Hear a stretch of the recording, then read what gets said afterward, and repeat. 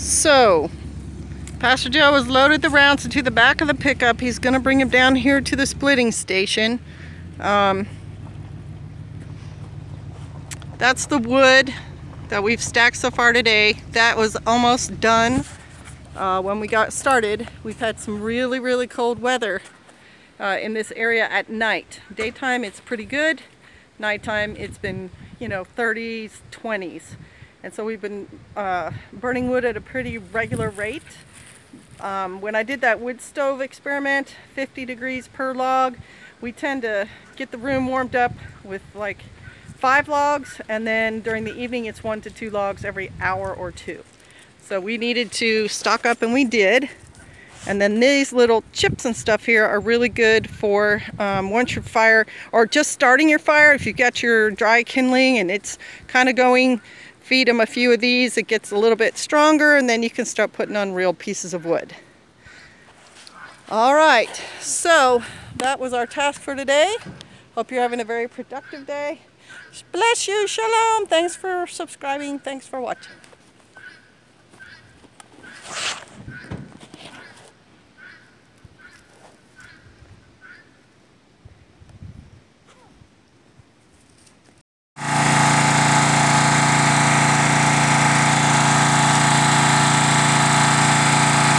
They're looking for grubs in the bark.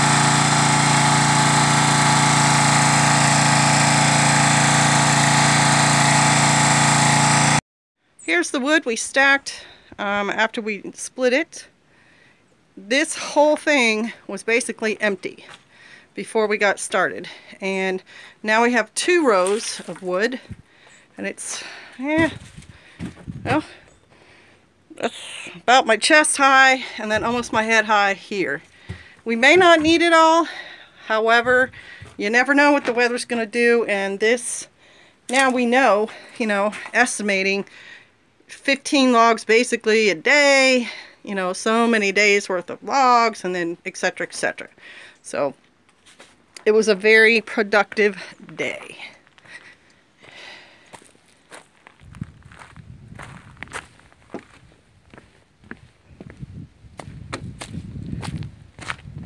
Pastor Joe, you can see one of the rounds that's still left out there. Pastor Joe was carrying the rounds from here, and this was a very large tree that was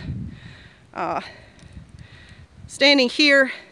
It offered shade to the house, but it was also, one of them was very rotten, and it was too close for Pastor Joe's comfort. So they got cut down by a gentleman at the last Viking 1 last year, and then this is what is left of them. That's all, stuff we can use for kindling, but the rounds had been already cut right there, and that's what we ended up splitting.